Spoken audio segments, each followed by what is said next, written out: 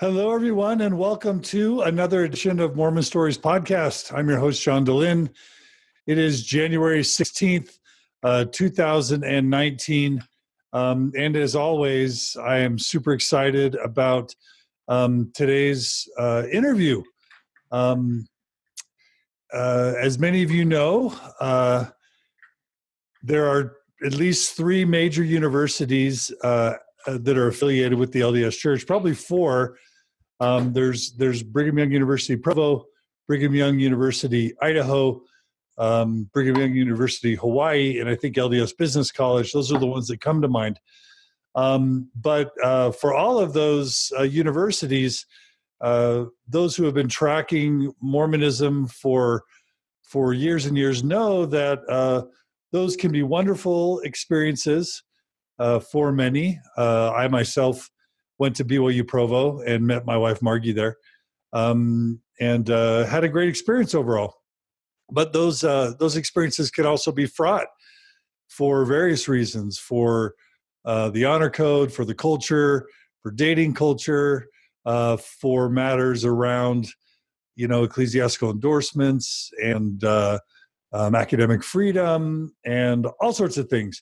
And then, of course, for those who have been following the BYU experience over the past 5 or 10 years, the matter of navigating a faith crisis is also kind of a really big deal, because in the past we've found out that if you have a faith crisis while you're at BYU and you are open about it, you can be kicked out of BYU, which can jeopardize your academic career. It can put you back a year or two. It can cost you a bunch of extra money.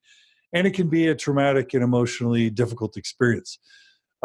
So that's kind of the landscape, and that's kind of the background for today's interview. Today we are going to be interviewing Lindsay Johnson Snyder. Lindsay was raised LDS and attended BYU Idaho from 2012 to 2016. In her second year there, 2013, she experienced a shift towards progressive or liberal Mormonism. And then that coincided with the beginnings of a faith crisis that lasted about 5 years.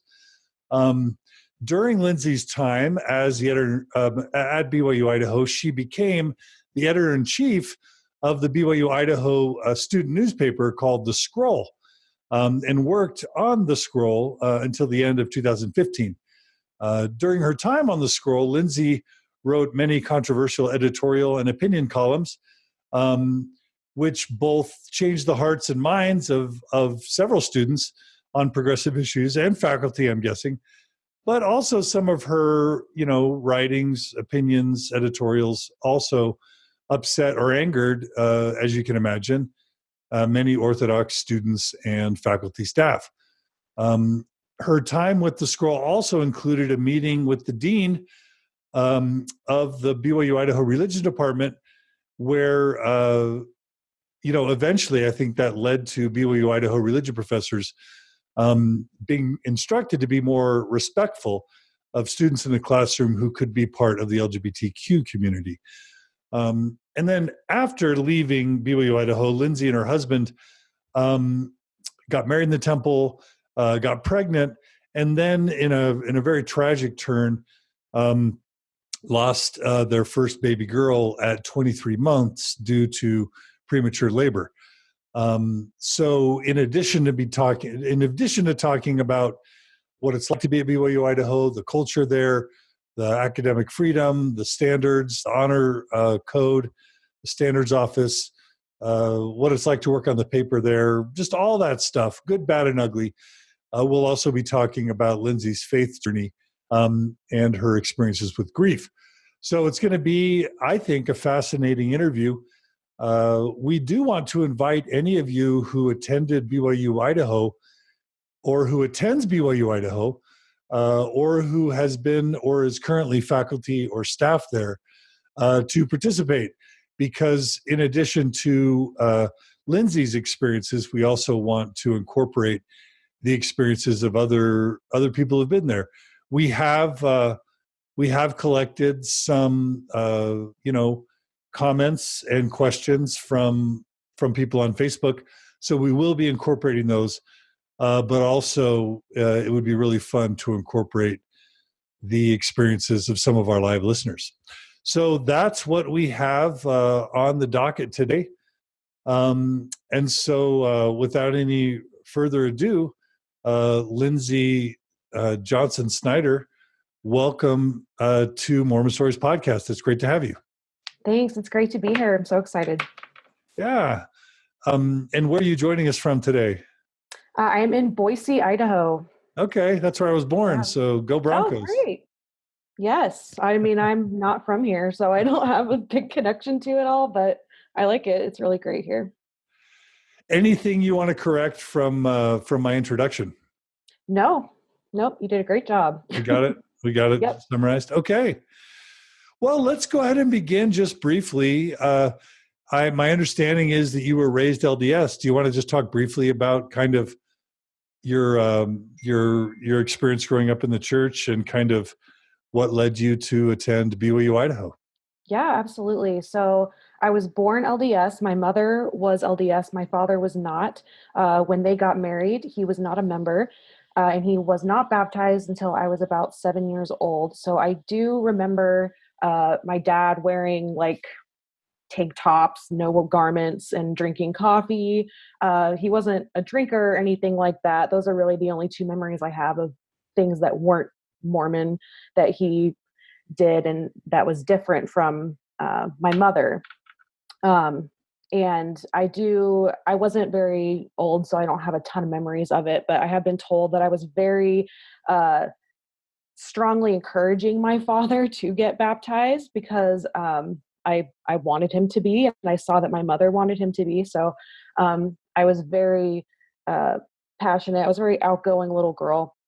And so I would tell him that he needed to be baptized, and the missionaries would come over and teach him. He went through several companionships of missionaries that tried to get him to get baptized, commit to be baptized. And finally, he decided that he would. We were sealed in the temple probably about a year later. And I have a couple memories of that. I remember being in a children's waiting area with my two younger brothers. I assume while my parents were being sealed or brought into the sealing room. And then I remember being brought into the sealing room together with my brothers, seeing my mother crying. And I don't remember this, but apparently I asked them why they were dressed the way they were, which is kind of a funny little anecdote from that. But yeah, after that, things kind of carried on as normal, as an Orthodox Mormon family. I'm the only girl in my family. I only have brothers. So I was the only one having to follow a strict modesty code, I guess, that the church has. And that was always something that bothered me growing up, not necessarily because I wanted to dress very provocatively as a young girl, but just because I've never liked being told what to do. And so having restrictions and not being able to feel like everyone else was hard for me as a young girl and as a youth. But that was my main issue growing up. I remember just feeling like, why can't I just wear a two-piece bathing suit? Why do I have to be so different?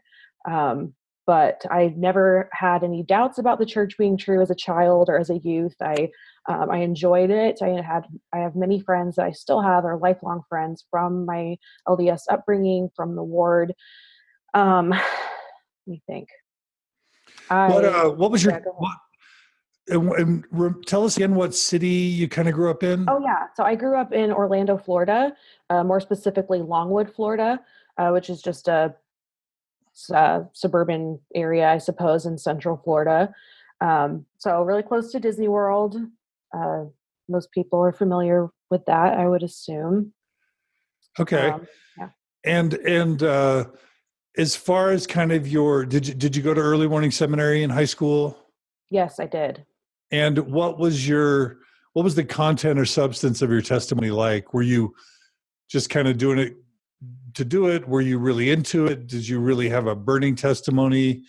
Were you like viewed as devout by your, fellow young men, young women, your leaders, your parents? Were you Nephi? Were you layman?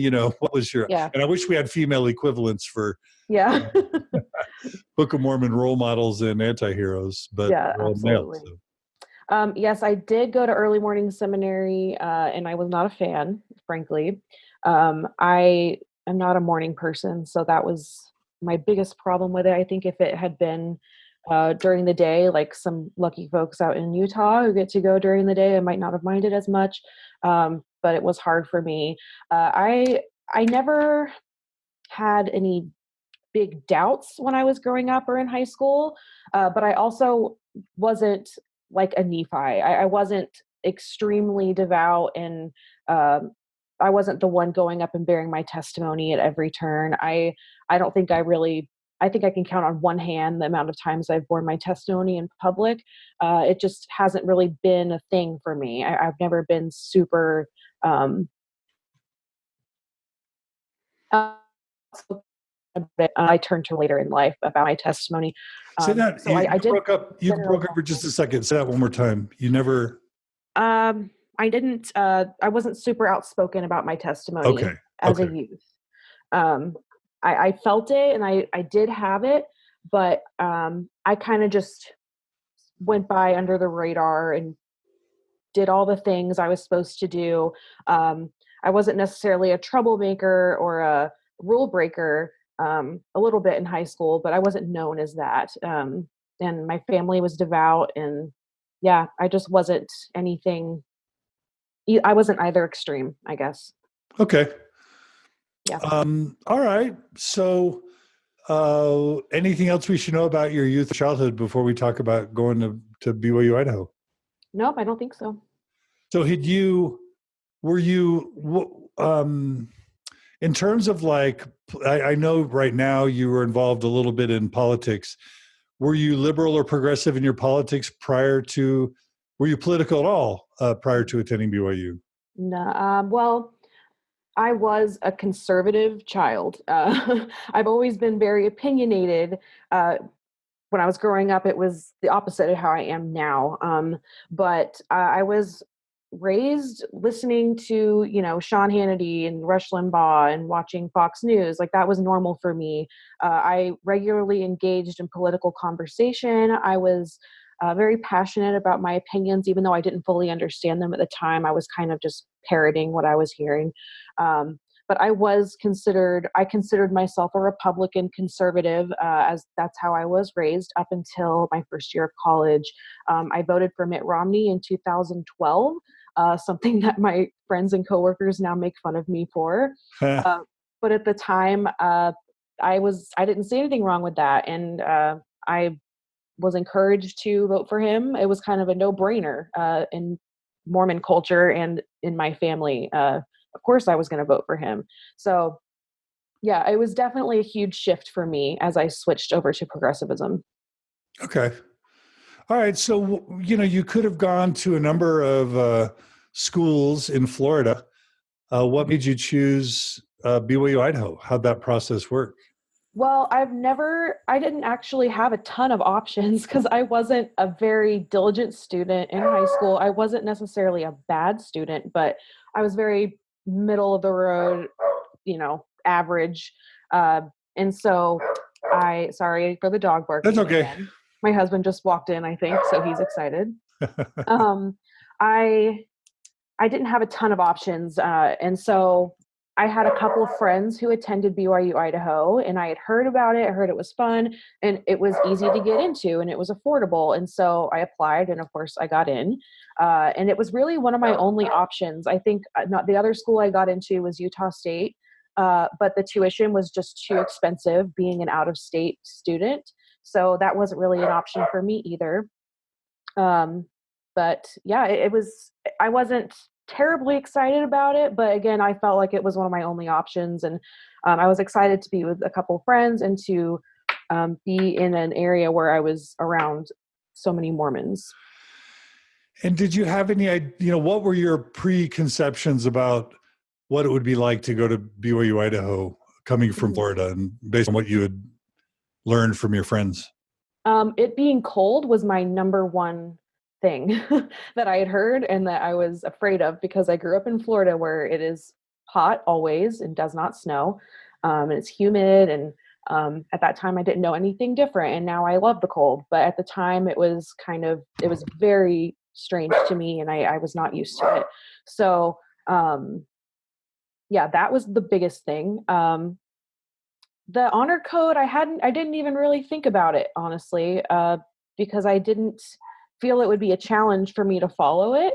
Um, but I knew it was strict there. I'd heard about the whole skinny jeans fiasco, and Before you went, yeah, that was before my time. tell people what that was. Yeah. So the skinny jeans fiasco was, I forget what year it was, maybe like 2011 or 10 or something. Um, Apparently, a female student, I could be wrong about this, so people can sound off in the comments with corrections if you know the story better than this.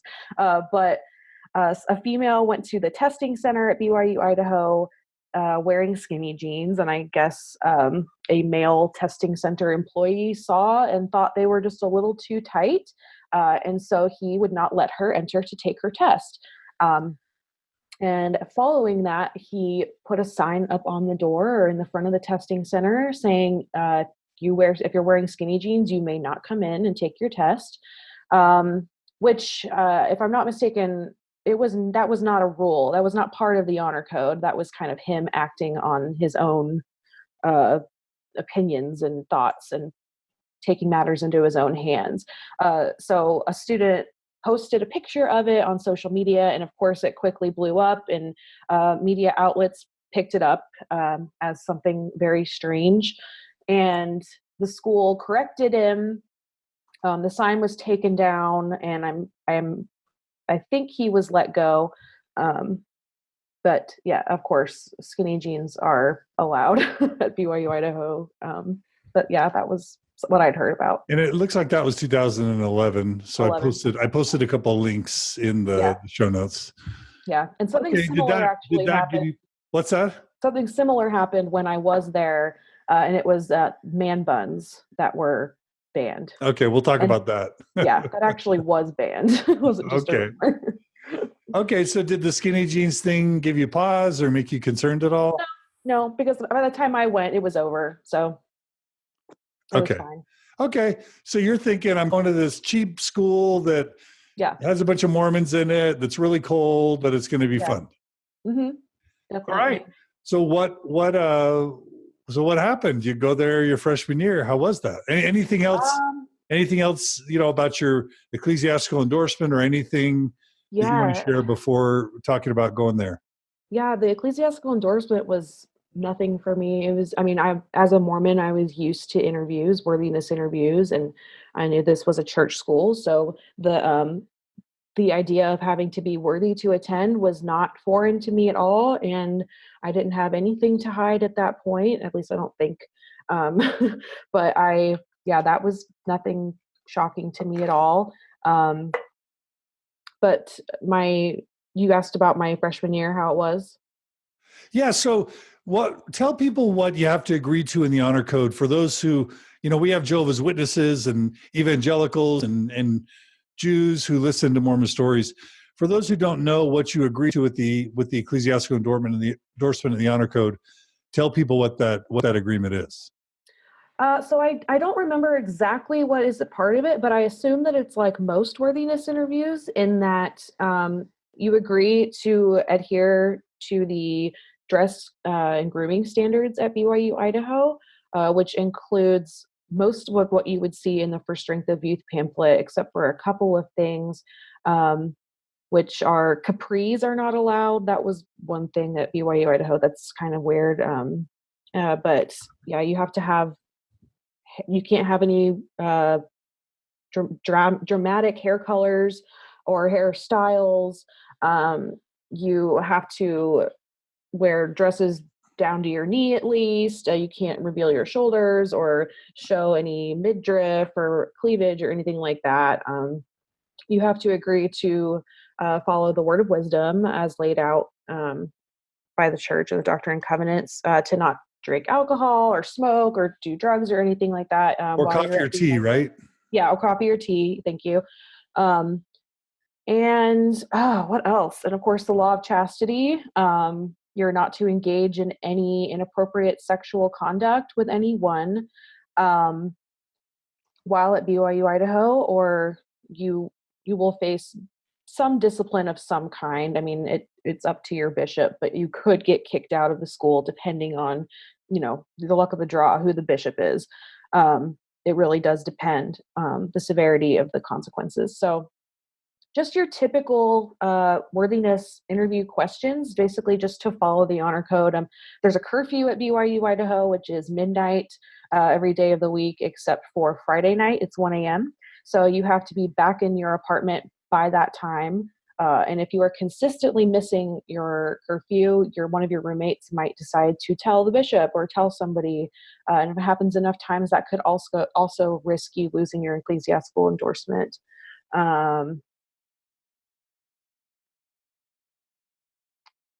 You have to attend church regularly. You need to be a member in good standing, or you could lose your endorsement. That's what I can think of at the moment.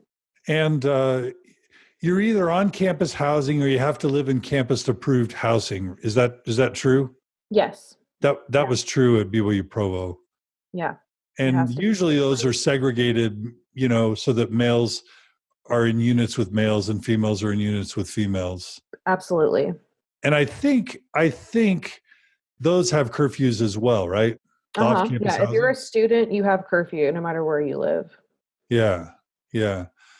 Now, as far as you know, is any of that different from BYU Provo? How much of that's identical versus different, other than the capris? From what I've heard, I don't know. I don't think BYU has a curfew. I could be wrong, but I don't BYU Provo definitely. I don't know about a curfew per se. The dorms definitely had a curfew, but they definitely controlled how late you're allowed to have members of the opposite sex in your apartment. Yeah. Right? Yeah. Okay. So I think it might be more strictly enforced at BYU Idaho. BYU is obviously larger. I think that it's definitely stricter in Rexburg. From what I've heard from people. Yeah. That's okay. Generally what I've heard. So for that freshman year, what did you notice that was interesting about the culture, about academics, about administration, about the church, about, your friends, your peers? What was that freshman year like? I loved it. I didn't feel upset with anything per se. I mean, I loved my roommates. I loved my bishop. Classes were fine. I was doing generals at that point, which weren't great. Like I said earlier, I wasn't especially studious, and that didn't change in college very much. It was interesting to me, the concept of religion classes, and getting grades that go toward your GPA for them. I kind of thought that was odd, but I didn't think anything of it at the time. And I wasn't particularly liberal yet. So not many things bothered me until maybe the next semester or the next year. But it very much felt like I was at EFY still. Okay. And like I wasn't an adult. I did not feel like an adult. I felt like I was at an extended adult EFY. I don't know. I mean, did that bother you as a freshman, or did you just enjoy it? Yeah, it did. But I mean, I'm not really the let's play duck, duck, goose and get to know each other in college kind of person. Like some people are. They like to play games and have fun and, go rollerblading for activities. And I just kind of wanted to like hang out and chat and watch movies maybe. And I'm not into that kind of scene. So I didn't go. We have like when you're a freshman, your first semester, you go to like a weekend where you're introduced to everyone. You get a tour around the school. You're in like a group and you go to all these activities and you play games. And I did not participate in that. It just wasn't appealing to me. It kind of felt a little childish. And there's nothing wrong with those. I know people love them and it's great, but that was kind of how I felt going to BYU Idaho my first semester. Like it was just EFY. And for those who don't even know anything about EFY, that's the Special for Youth summer program for Mormon high schoolers, basically, where there are inspirational speakers and dances and games and that sort of thing. So what, you mentioned Duck Duck Goose, like what would be the types of activities a freshman would engage in at BYU Idaho that would be different than a normal, state-run university elsewhere, in the United States? Yeah. You mentioned rollerblading and Duck Duck Goose. At BYU Idaho, we have a little bowling alley in our main ice center. Or not ice center. That's like a student center? Yeah, kind of. And they have a big room where sometimes they have rollerblading activities. And like I said, those are fun and great, whatever. And I don't have a problem with those necessarily, but it's just very much like that. And that could be available at other universities. I don't know. But like the difference, I think, is that everything really is geared toward getting you married. I mean, that is really what the whole purpose is of all these activities, of family home evening groups, of what are those? So when you're living with your family growing up in Mormonism, you have some devout families have what's called family home evening every Monday night. And it's where you come together and you have like a lesson and a song and a prayer and maybe a treat and a game. And it's just some good, wholesome fun for a family on Monday night. And they, at BYU Idaho, and I think in the other church universities, they did. wanted to extend. Margie and I met as a family evening mom and dad. Yeah. Okay. Yeah. So they extend that into college so that you still have that, and that it's an easier transition to when you have your own family again, which is what I've heard a few times. And I bonded great with some of my FHE families. Like, it really was fun. So it's like 10 or 12 kids, right? Yeah. And one of the women is, what's that? Like 2 different apartments, like a guy's apartment and a girl's apartment, and you get together every Monday night and have an activity. And one of the men is sort of assigned the role as the dad and one of the women is assigned the role of the mom in the group. And then you're supposed to meet every Monday night and again have a spiritual lesson and prayer and song and some sort of meaningful activity, service or fun, right? Yes. Okay. So yeah, they had an FHE mom and dad were assigned. And later in my college time, they discouraged the use of the words mom and dad and siblings, just because I don't know, I think it might have been kind of awkward, and they wanted to encourage us, if we felt like it, to date each other. And if we were calling each other siblings, it wasn't exactly fostering a good environment for a romantic relationship to form. So, but yeah, we did have that. There was a woman leader and a guy that were in the apartments, and they would kind of be in charge. And we would plan out our activities, and it was really fun. But what are some of the activities you do, just to get a sense? So let me think. Sometimes they're centered around holidays. So around Halloween, we would carve pumpkins. Maybe we would go out to like a haunted house out in Rexburg. One time we did something called a pudding drop, where somebody was standing up on our 3rd floor on our balcony of our building, and we would lay on the ground, on the like a bottom floor on the grass, and they would drop pudding and try to drop it into our mouths from the top floor, which is very silly, but it was fun. I imagine you did sledding or something like that. Yes, we went sledding. Yeah, that was always fun. It's just good, clean fun, right? Yeah, totally. Yeah. I remember being in family evening groups, and yeah, it was kind of sweet. It was, you had these people you'd call your brother or sister. You'd have your mom or your dad. I was, dad at least once or twice, and yeah, good, clean fun, right? Yeah. And I was never the mom ever. I remember that every time I was like, I wonder if I'll be a FHE mom. Never. So, okay. But yeah. What was weird about what you noticed about couples who were dating? Like, so for example, there was always this weird public display of affection stuff at BYU Provo where couples would be cuddling on a couch in the foyer of the dorm, and and kind of kissing or really holding tight. It was kind of this PDA that because they couldn't go anywhere private. And so but they were attracted to each other. So that kind of forced them to have to Yeah. cuddle and kiss in public, which was always a little bit weird.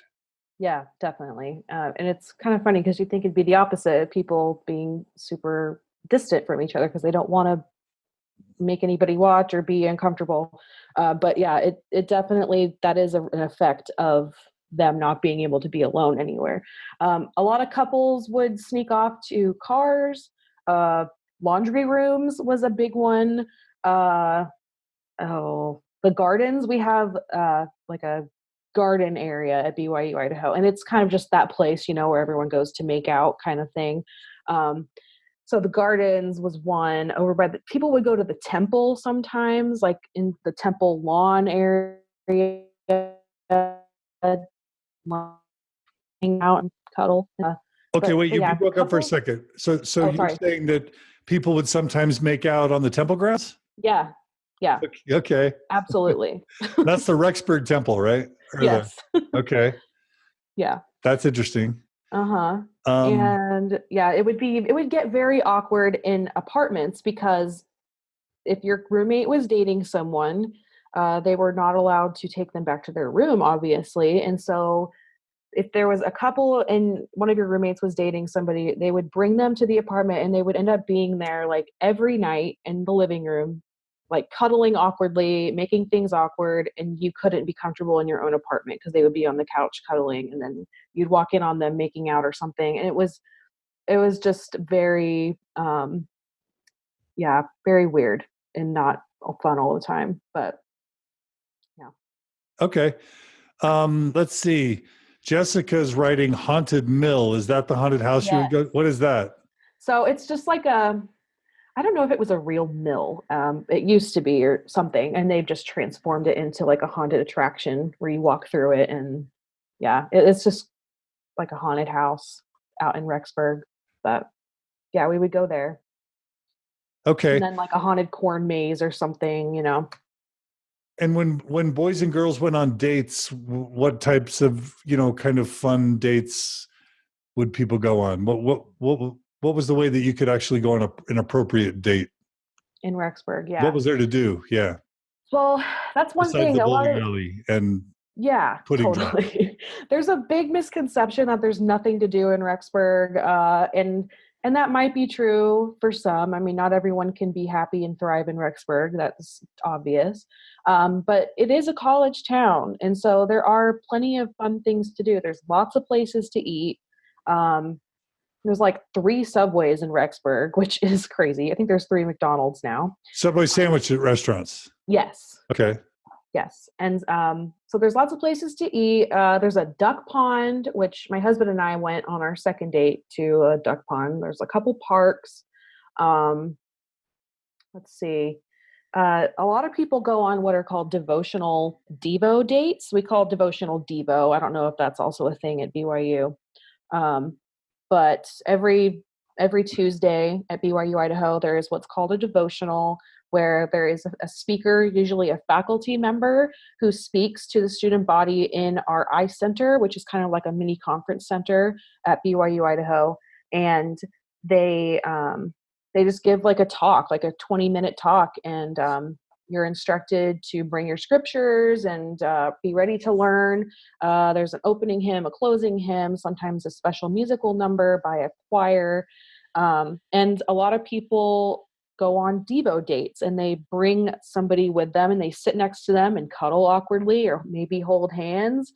I think I did a couple of those. So that's one thing people do, is like a wholesome date. Some people go on walks up to the temple, or because the temple is kind of up on the hill at the top of Rexburg, so you go on a walk and do that. Or there's ice caves kind of far out if you drive far enough. Sometimes people do that. But yeah, you always have to be back by midnight, though. Okay. Yeah. What were the religion classes like, for you as a freshman?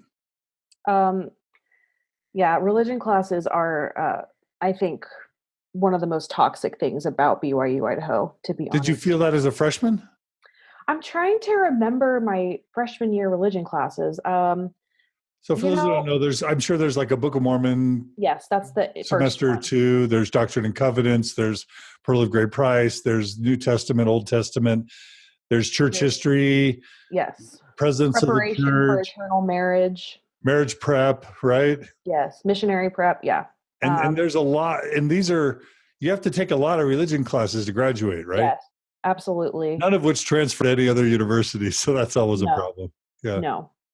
I actually did not mind religion classes my first year of college. I remember I took Book of Mormon 1 and 2, and I liked my teacher. I remember feeling edified and enjoying Book of Mormon class.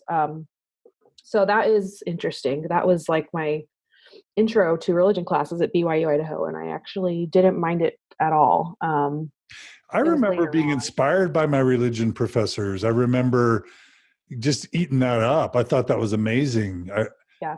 Did they start secular classes with prayer? Yes, every class. So math class, chemistry class, it'll Yep, all start with a prayer, right? every class. Yes. Yeah. And yeah, okay. Yeah, and I remember being really inspired by my religion teachers. Elder Holland was one of my Book of Mormon teachers. Oh wow. People were really excited about learning from Hugh Nibley back when I was at BYU. Yeah. And this was one of the great things about BYU is just this religious instruction from some of the top religious scholars in the church. Yeah, and I think a lot of people would agree about BYU Idaho. They would feel the same way now. Many people see nothing wrong with religion classes at all. And a difference is I don't think we get as many scholar rock stars at BYU Idaho as Right. BYU gets. Right. We get there's plenty of great religion teachers, but I think BYU kind of has a claim on the big names, if you will. But Yeah. A couple comments from our listeners. Jessica writes, religion classes take up too many credits. So she was basically complaining about having to take so many religion classes. Kylie writes that the course Living Prophets was a hard religion class for her. Even as a fully believing kid, to her, it felt like prophet worship. That's what Kylie writes. yeah. Tracy writes, marriage prep is a college accredited class. Holy heck. And then Yes. Chelsea writes, it certainly is. So Yes, it yeah, is. that's Yeah. interesting.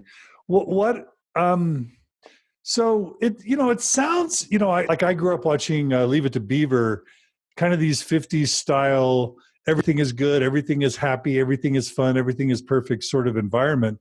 And it sounds like one way to experience BYU is just to say, this is wonderful, good, clean fun.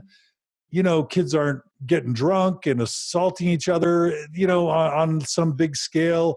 There's not a lot of drugs and alcohol and people smoking around, and it's good, clean, Leave It to Beaver kind of fun with Jello drop, with pudding drops and bowling and dances. Yeah. What's not to love, right? Is that kind of how you felt by the end of your freshman year? I don't think I was that optimistic, but that is the general idea. Yes. And did you experience it that way? For my freshman year? Yeah. Yeah, I would say for the most part. Yeah. Did you see your freshman year any drugs or alcohol or smoking or premarital sex? Were you aware of any of that going on? No. I mean, there are a couple of parties that happen every year that are kind of like, oh, that's where people get drunk or that's where people smoke pot at those parties, but I didn't know anybody who did it, and I certainly wasn't involved in it myself. So no, I was not aware of that. Okay. All right. So it sounds like you had a pretty good freshman year and pretty good time. Yeah. So I get a sense that things started to change your sophomore year. Is that right? Yeah, it was probably the end of my freshman year, beginning of my sophomore kind of Okay. What happened? time. Well, So in 2012, when President Obama won the presidency, won a second term, I remember I had just voted for Mitt Romney, and I really didn't know why I did, but I was Because you're reading. Mormon. What do you mean you Yeah, didn't know why? absolutely. That Mormons is, vote for Mitt yeah, Romney. That's what we do. yeah, that is why actually. And so I saw other people on my Facebook feed who I had friends who identified themselves as feminists, and I was beginning to be interested in what they were saying. I hadn't been exposed to that before then, and I started to think like, hey, I actually agree with some of this stuff. And so I reached out to one of my friends who was a feminist, and I asked her for some reading material for someone who doesn't know anything about feminism and who just wants kind of like a crash course and intro into it. And so she recommended I read Bell Hooks' Feminism is for Everybody. Okay. Which is a free PDF for anyone who is interested. It's a great Wait, you introductory broke up. book. Say that again. You broke up for a second. There's a free PDF of the book online. Okay. And for anybody who is interested in that, I recommend reading it. Tell us the name again. Feminism is for Everybody. It might be everyone, but I think it's everybody. But it's by Bell Hooks, and it's free online. How do you spell Bell Hooks? Bell and Hooks the regular way, Hooks. Okay, I'll try and find a copy of it and post it in the comments. Yeah. So I devoured that book. I think it was actually the last semester of my freshman year, and it completely flipped my world upside down. All of these things that I had never questioned before, like gender roles and stereotypes of men and women and how they were harmful. And I began to kind of look at the world around me and think, how does nobody else know about this? How has nobody else thought about this? And how have I gone this long without knowing about feminism? And I was just obsessed with it, and it took hold of me and changed me in a good way. I felt myself feeling passionate about something that I felt was important. And I wanted to learn more about it. And so I kind of delved into it, and I started watching The Daily Show with Jon Stewart. That was kind of, people are probably going to roll their eyes at that, but that was kind of my intro into political That was activism. Your gateway. Yes, it was. I've always loved comedy, and so combining comedy and politics is still one of my favorite things. And so I loved that, and that opened my eyes as well to some of the corruption going on in politics, specifically on the right, which I had not seen before. And before I knew it, I was the angry roommate arguing with my FHE brothers about politics and correcting people when they said offensive things. And yeah, that was kind of how it all started. Yeah, and it's hard for someone who hasn't been to a really religious school to understand. There's such a culture of conformity, of spiritual conformity, of gender conformity, sexual conformity, political conformity, because it's so highly structured and controlled. Differences and diversity are not generally, and there's racial sort of, what was it like racially at BYU Idaho?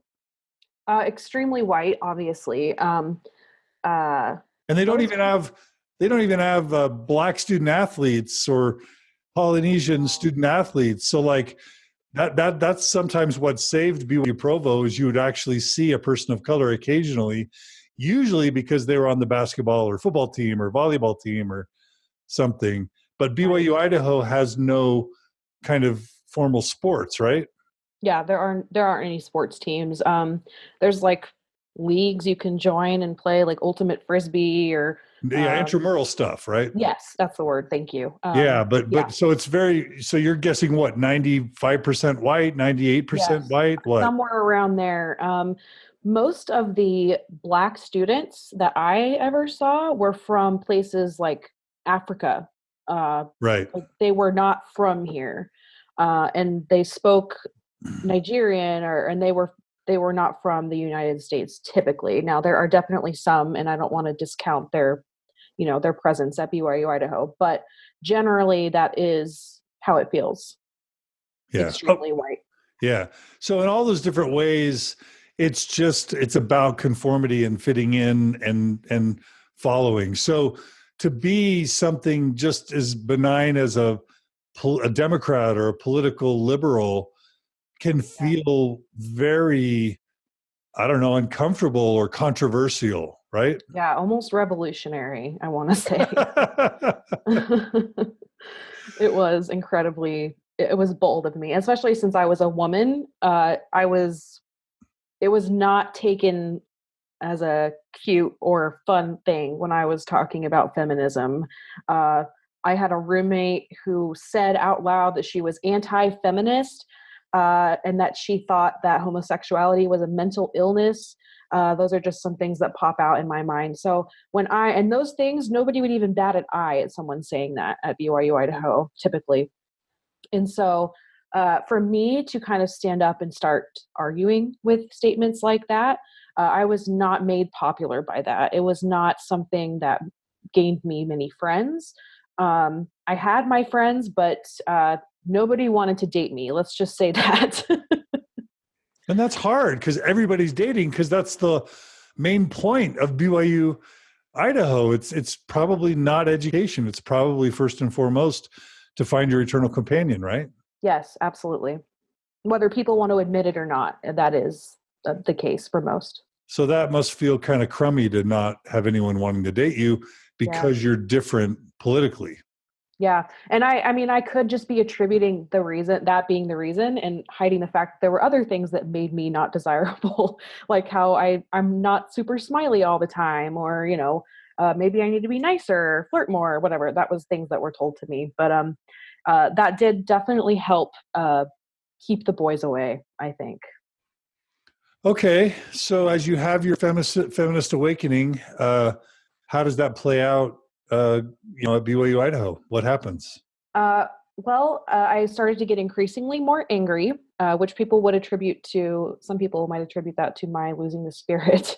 Now, really quick, as you have your feminist awakening, are you thinking back to your upbringing in your family or your church or your time at BYU and noticing ways that you may have been harmed or mistreated or treated unfairly that then led to that anger? Yes. Well, what were those sorts of things that you sort of said, hey, now wait a minute, this has not been good for me all the way? Modesty was a huge one. Okay, what's wrong with that? Dressing modest, yeah. What's wrong with that? So, I mean, like I said before, even as a child, I always just was like, why? I don't understand why. I never did.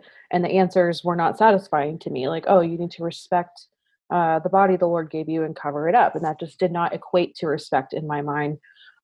Showing your shoulders, for example. Yes, absolutely. Your knees or your ankles or whatever. Yeah, or wearing a bikini or whatever. So as I became a feminist, I started to realize how women were being blamed for men's thoughts, for pornographic addictions. And tell us how that narrative would go. So a young man in the church is being taught the law of chastity. How did that interact with women? Yeah. So in my home ward, actually, I recall being told that, well, actually, I think this was a general conference quote. I remember hearing it somewhere, that when you dress immodestly, that you are walking pornography to young men. And, growing up, it's like, oh yeah, that's so true. Like these poor guys, they just can't help it. And I'm just walking around and, tempting them. And I believe that someone actually did complain about my modesty when I was a youth in my ward. One of the young men actually complained to the bishop, and I was not dressing immodestly at church. I would never have done that because I wouldn't want the attention. I wouldn't want anyone to think poorly of me. But I mean, someone complained something I was wearing was too tight, or I was showing too much cleavage or whatever. And looking back on that, it just infuriated me to think that I would get pulled in to be told that I need to dress less revealing as a 13-year-old girl. One time, a older man in my ward, I saw him staring at me when as a 14-year-old, just very obviously looking me up and down at church. And I just started remembering all these things related to my body and modesty and covering up. And yeah, And I just started. and you being responsible for the behavior of the young men. Yes, definitely. Kylie, one of our listeners, writes, in my freshman ward, the bishop lectured us about how our immodest clothes were keeping boys off their missions. The boys all just sat there and nodded. Yeah, that's gross. But that's one example of just how, Yeah. instead of one being body positive, number two being sex positive, number three separating whatever women did from the responsibility boys have to bind their thoughts or to manage their thoughts or to manage their behavior. You're saying that there was this burden of shame and control put on women for things that they shouldn't be carrying or owning. And you got angry about that. Yeah, definitely. I started to just remember all the language that I had heard growing up about it, and the whole chewed piece of gum or poop in the brownie thing, where if you've done anything wrong sexually, that you have been chewed like a piece of gum, and no one likes to chew an already chewed piece of gum, as in nobody's going to want to marry you if you've already screwed up. And that also started to process in my brain as something harmful and hurtful. So it all kind of came crumbling down for me. Yeah. So if you, instead of some sort of atonement forgiveness philosophy where the atonement wipes you clean, which is what our doctrine often, what our doctrine should be. If a boy touches your breast, if you have some sort of sex or something like it, that represents a staining of your worth, a staining of your character, a soiling of you. And by using metaphors like a chewed piece of gum or a board with a nail, nailed in, the hole that remains, metaphors like that, object lessons like that, make you feel irreparably damaged and unworthy and dirty as a woman. Absolutely. And oftentimes boys, for some reason in the culture, even though it takes a boy and a girl to have that sort of exchange, somehow it's the women who emerge tainted, and for some reason there doesn't seem to be that same sort of taint for the boy. Is that fair? Yeah, definitely. It's not the same at all. Okay. So I can see why you didn't love that. What else? What else got you angry, and how did that play out? Kind of looking into my future as an LDS woman. I had been taught my whole life, and I had kind of absorbed the idea that my primary purpose and role was as a wife and mother. And not that those are bad things at all. I'm a wife now and a mother to my daughter who has passed on. So those are very sacred roles to me, even still. But to be taught that is your priority, and that nothing else should ever come in the way of that, and that you are a nurturer, you are gentle, you are kind. And I mean, I didn't always feel that way. I didn't feel like, I was the opposite of some of those things. I've always been very outspoken. I've always been kind of harsh and very blunt. And I had other goals for myself. That's why I was in college, was because I wanted to have a career and I wanted to do something for myself. And I wanted to be a mother, definitely. But to look at the way that it was structured as a feminist, as a newly self-identified feminist, I started to realize I do not want what they want for me fully. And I started to feel like that's when I started to feel like I did not belong, and like I was different. And that's really hard for a lot of reasons, but it's particularly hard when now you're a year and a half, 2 years into your education. You've got all these credits that won't transfer because it's a private school. It's not a state school. You've got all these religion credits. You've got all this investment now. and you realize, oh my gosh, what do I do? I don't want to leave and lose all that money and time, but I'm really feeling like I don't fit in and starting maybe even to feel unsafe. Did you start to feel unsafe at that point a little bit? Not physically unsafe or, and not even that someone would tell on me for being liberal. I mean, it wasn't really a secret at that point.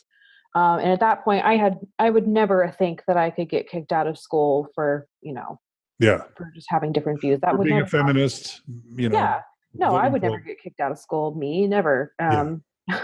And so, no, I wasn't afraid of that. And but I didn't necessarily go up to my bishop and say, I really like to talk to you about some of the things that are troubling me.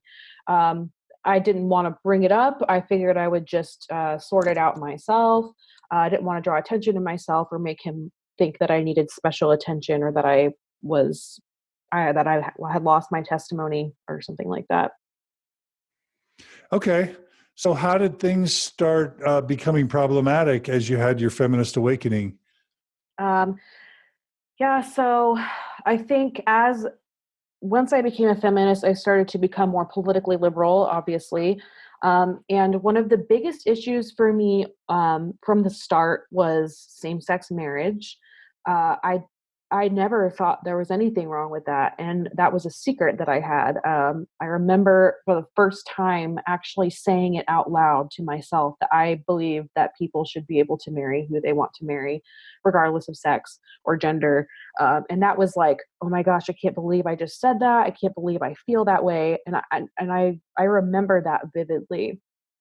I remember talking to my mom and asking her, like, is there something wrong with me? Like, is this bad? Am I bad for believing these things? And I I just felt so alone in that time where I had no one I could talk to who would understand me and agree with me. My parents certainly didn't. It would turn to arguments with them, um, and usually to my fault because I would call them looking for an argument because I just needed to get out my aggression and no, I didn't know who else to talk to. I didn't have roommates who understood at that point how I was feeling or what I was going through, and they couldn't relate to my new opinions. Um, yeah, and Okay, so there was not okay. So when I was at BYU, there was this newspaper called the Student Review, and this was an alternative newspaper separate from the Daily Universe. mhm, And there was also an honors program that was that tended to attract more intellectual and liberal students. And so, you could always you would get your Daily Universe and read it, but then you would go find the Student Review that was put somewhere like a pizza parlor or a Subway place, or sometimes it would actually be put in the stack with the Daily Universe. But you could read that. And by the way, it was this, Joanna Brooks and people like that were writing for the Student Review back in the early 90s. And you could, at a minimum, you could know that there were other liberal or progressive or even edgy students at BYU. Even if you didn't know them, you could read that paper and know that they were there. mhm. And of course, it was always a controversial paper and that sort of thing. But if you could also look up these people, find them, hang out with them, or through the honors program, find other students like you, so you didn't have to feel so alone. And sometimes, gay or lesbian kids would also find each other through these sorts of programs. And by the way, there was also a feminist group at BYU, and so you could find your gays, feminists, and intellectuals, and you didn't have to feel so alone. Is there anything like that, or was there anything like that at BYU Idaho when you started to have your feminist awakening and your sympathies for LGBT people? Yeah, at the time, I had no idea there was anybody else like me at BYU Idaho. I thought I was the only one, and I was not, obviously. I remember the first time I actually felt seen. There was an article, an editorial actually in the Scroll before I was a communication student, before I had ever picked up a scroll in my life. And it was written by someone who I am friends with now.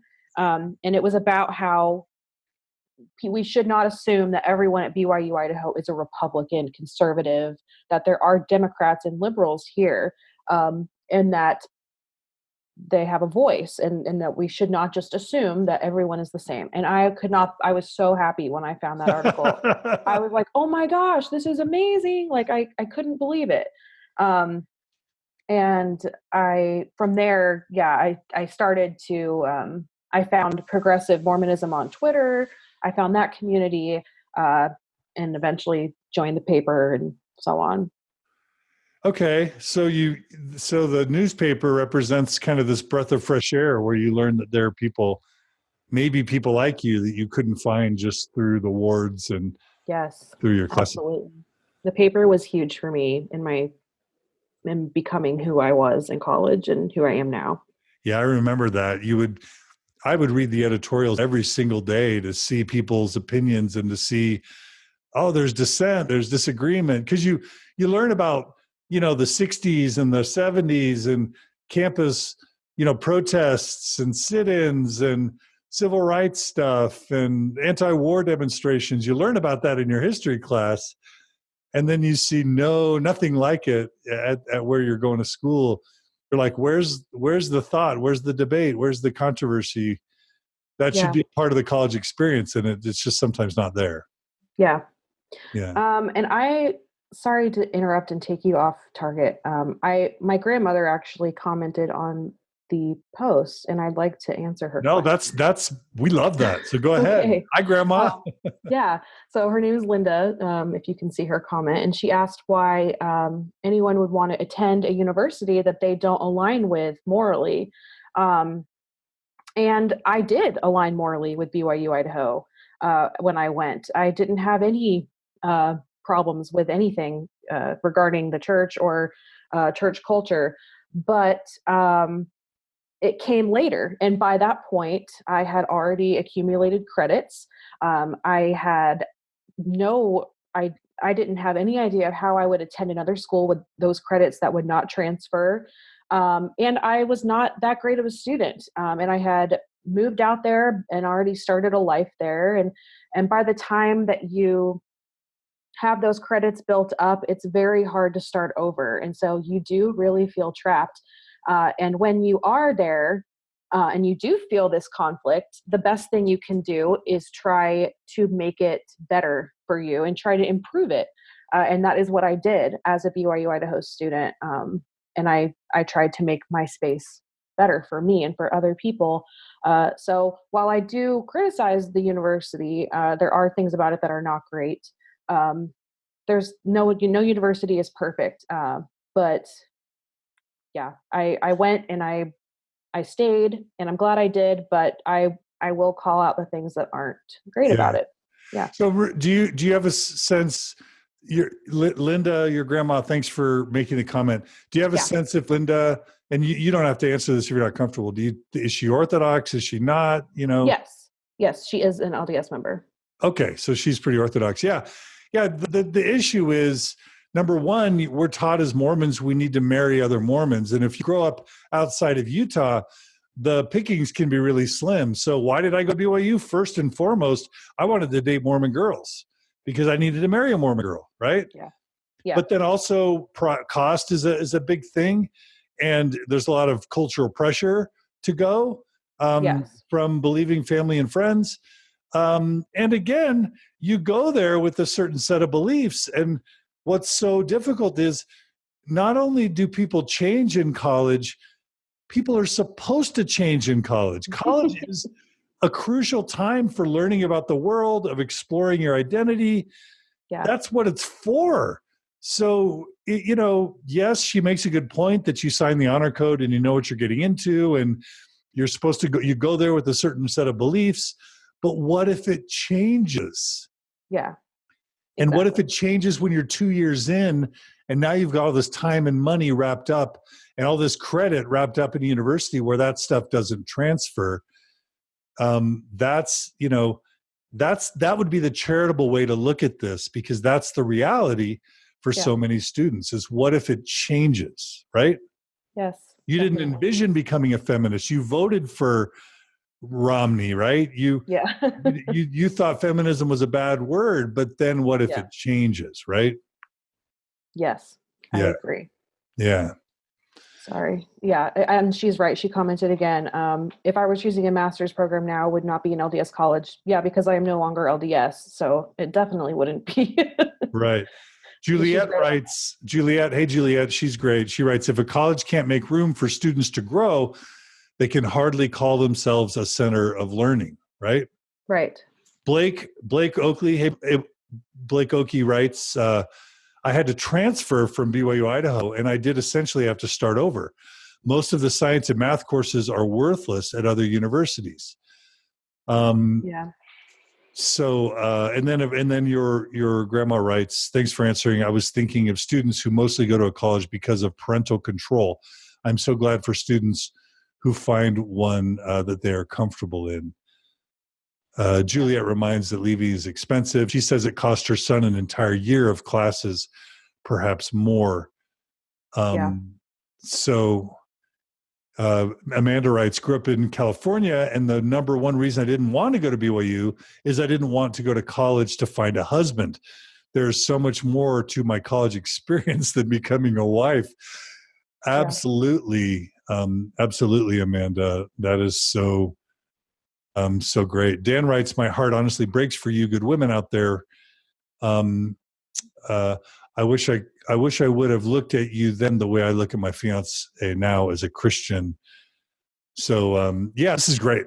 And then Pat writes, it's really sad that people who go to these schools are forced to bury the faith questions until after graduation for fear of retaliation by the school. So let's get into that.